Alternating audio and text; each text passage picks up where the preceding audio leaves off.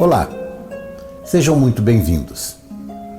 Que a paz de Deus, do nosso Mestre Jesus, de toda a espiritualidade, esteja presente com cada um de vocês e no lar de todos. O nosso tema de hoje que vamos abordar, do Evangelho segundo o Espiritismo, é: ninguém pode ver o reino de Deus se não nascer de novo, contido no capítulo 4 do Evangelho segundo o Espiritismo. E vamos entendendo a forma pela qual Jesus nos disse essas palavras. Ele tratava de um ponto essencial da doutrina espírita, a reencarnação. A reencarnação é um pilar da doutrina espírita. É uma lei de Deus. E como é uma lei de Deus, também é uma lei natural. Se encontra presente em toda a natureza e ela faz parte e é o instrumento de evolução dos homens, dessas criaturas que aqui habitam e também do nosso planeta.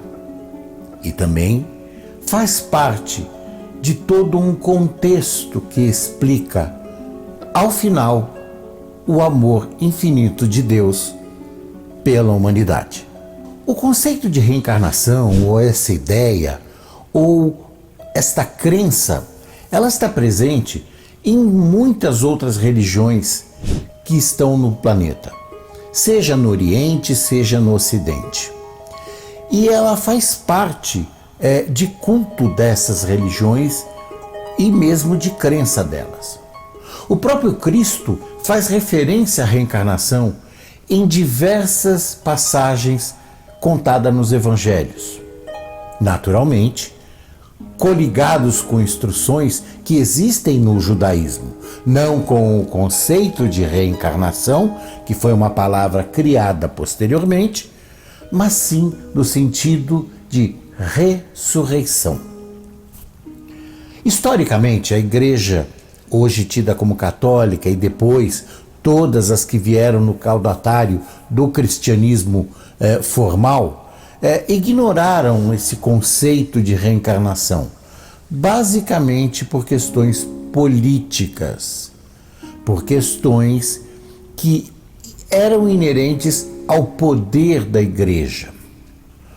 Este conceito de reencarnação dentro da Igreja, e por que ele foi abandonado e por que ele é retomado pelo Espiritismo, é um conceito muito complexo e merece um outro dia para um outro estudo. No momento, vamos nos centrar no que diz o Evangelho segundo o Espiritismo. O espírito reencarna em processo de melhoria da sua condição espiritual. Ele não vem aqui para sofrer, ele não vem aqui para simplesmente pagar os seus débitos. Naturalmente, a reencarnação também inclui o resgate de faltas e débitos anteriores, que necessitam da conscientização desse espírito e principalmente do seu reposicionamento perante a força da lei de justiça, ação e reação, onde vemos que é fundamental que no processo reencarnatório existe um processo paralelo, um processo educativo e evolucionista para esse espírito. A Terra, como planeta, na sua condição, é o mais apropriado para o espírito evoluir. Tem todas as condições, todas as provas necessárias, todo o ambiente vibratório para que esse espírito possa desenvolver plenamente a sua condição maior de amor e de luz em relação à doutrina do Cristo. Mas o espírito, ele não evolui de uma vez só. Não evolui em apenas uma encarnação. A Terra, como uma escola, pede um sequenciamento desta evolução. Pede que ele cumpra etapas e que aufira para si o real valor do amor, da caridade e da misericórdia, combatendo em si o egoísmo e o orgulho, Assim é que a sua reencarnação cumpre paulatinamente os propósitos a ele impostos e os compromissos que ele mesmo tem assumido, tal qual um aluno faz o seu dever de casa para levar ao seu mestre ou ao seu professor. A reencarnação é um processo que explica e elucida muito das desigualdades que verificamos no nosso mundo e nossa sociedade. Explica tragédias aparentemente incoerentes com a condição daquela pessoa. O que quer dizer isso? Muitas vezes, uma pessoa cordata, boa, amiga, é açoitada na sua existência por tantos e tantos infortúnios e acontecimentos nefastos que chegar-se-ia até a duvidar do amor de Deus. Como se fosse impossível uma pessoa boa como aquela sofrer tanto. Também a reencarnação explica muitas vezes dilemas como pobreza e a riqueza dos homens, porque tantos vivem numa abastança e numa fartura de meios e bens materiais e aos outros falta-lhes às vezes o mínimo necessário para a sua própria sobrevivência. Se considerarmos apenas uma vida, uma única existência na Terra para o espírito, vamos nos deparar com a incoerência da justiça e do amor de Deus, o que é impossível. Não existe nada mais coerente, nem que faça mais sentido do que a inteligência divina, a sua expressão do seu amor e realmente os poderes que ele confere ao homem na sua misericórdia para a sua própria transformação, através do livre-arbítrio, naturalmente. Seria inexistente toda e qualquer lógica numa evolução se considerarmos que todos os acontecimentos da nossa vida se extinguirão com a morte e nada mais existe além do túmulo. Como explicar, por exemplo, conflito entre pais e filhos? Como explicar paixões, ódios, vinganças, crimes hediondos mesmo, que muitas vezes temos notícias? O esquecimento dos fatos de vidas passadas durante a reencarnação, na verdade, é uma bênção de Deus. Muitos dizem que é um contrassenso. Ora, se estou retornando à Terra, como que não poderei ter ciência da minha vida anterior? Outros argumentam, ora, mas se Deus quer a minha evolução, e eu retornando à Terra, por que me esqueci? Perdi todos os valores que tinha adquirido anteriormente. Absolutamente. Isto não é verdadeiro. Deus nos dá o esquecimento por misericórdia e amor na condução do processo evolutivo do homem. Suponha você que reencarnando com seu pai, com sua mãe, com seus irmãos, pessoas queridas do seu meio familiar hoje, soubesse que em pretéritas vidas você foi o responsável pela sua ruína, pela sua desgraça, morte, talvez crimes ou paixões desenfreadas que levaram a resultados nefastos. O quanto desta culpa não corroeria o coração humano e simplesmente impossibilitaria dele viver plenamente a sua nova experiência terrestre com esses espíritos que ele chamou para si, para o convívio e para a nova redenção na escola da Terra.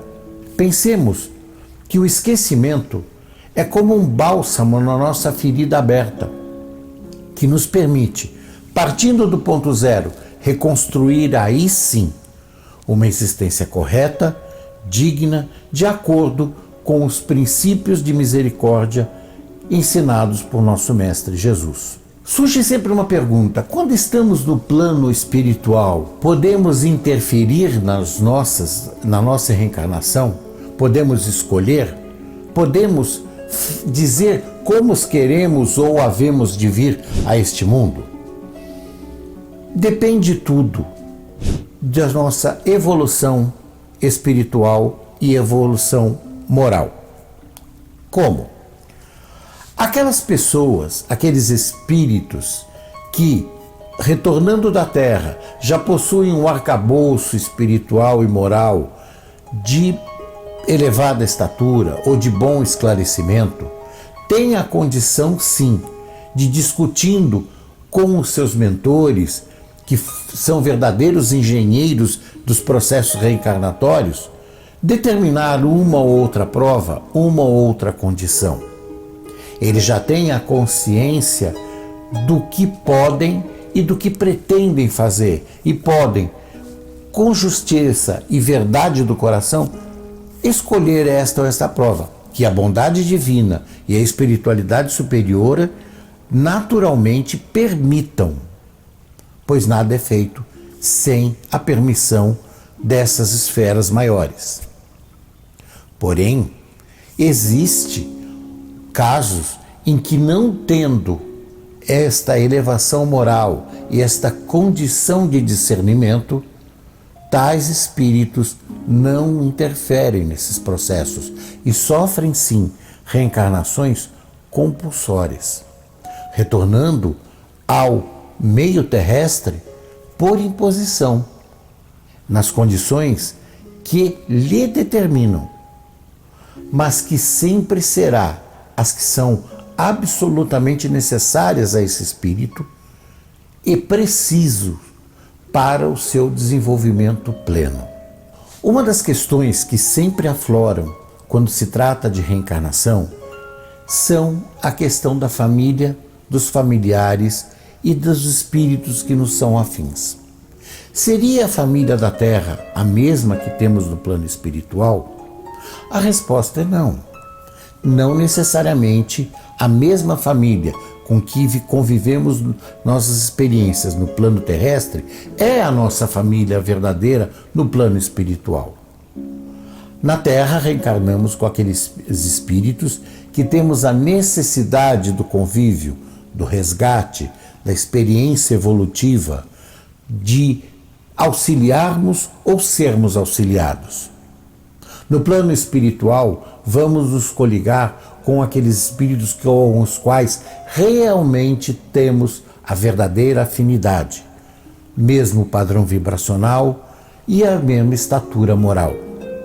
Então, pode acontecer muitas vezes de retornarmos do plano terrestre, chegando ao plano espiritual, vamos identificar os nossos verdadeiros familiares lá, com quem comungamos do verdadeiro amor, da verdadeira simpatia e que são realmente os nossos espíritos afins no plano espiritual. Não que não vamos esquecer daqueles com quem convivemos, mas estes serão parte da nossa família espiritual, como tantos e tantos outros haverão de ser um dia plenamente. Como já comentamos anteriormente, a Terra é a melhor escola em que devemos estar no nosso momento de evolução. Todo o planeta é equipado com as condições necessárias para as nossas provas e experiências que nos vão levar à verdadeira evolução.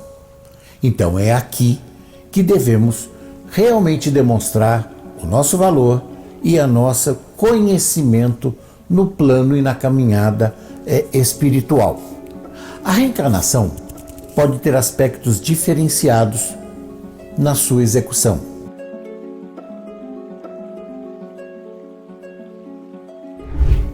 Ela pode ter uma conotação expiatória, que é quando retornamos ao globo terrestre no sentido de cumprir e sanar débitos e obrigações anteriores advindos do nosso karma. São situações de conflito, situações em que não nos entendemos com outros espíritos ou que tenhamos falhado em nossas missões. E aqui retornamos a fim de cumprir esta lacuna que existe no nosso caminho evolutivo.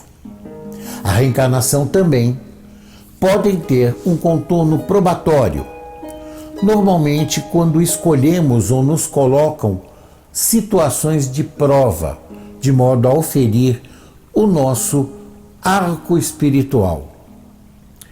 Desta forma, é possível avaliar o quanto temos caminhado em direção ao nosso acerto moral, ao nosso acerto de elevação.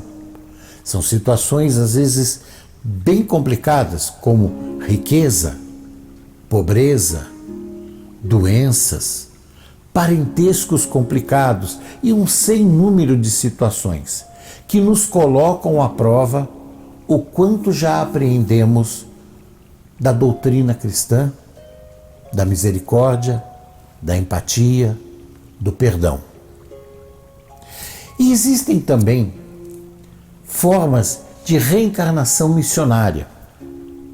Naturalmente, essas reencarnações missionárias são atribuídas a espíritos de grande envergadura moral e espiritual e que descem ao plano terrestre no intuito ou de ajudar alguém que lhe é simpático ou de cumprir uma missão ao bem da humanidade. Podemos ter vários e vários exemplos e cala-nos muito fundo a lembrança de Chico Xavier, de Madre Teresa de Calcutá e tantos outros benfeitores que aqui passaram e que ajudaram a evolução da própria humanidade como um todo, por seus exemplos, suas obras, seus atos e palavras.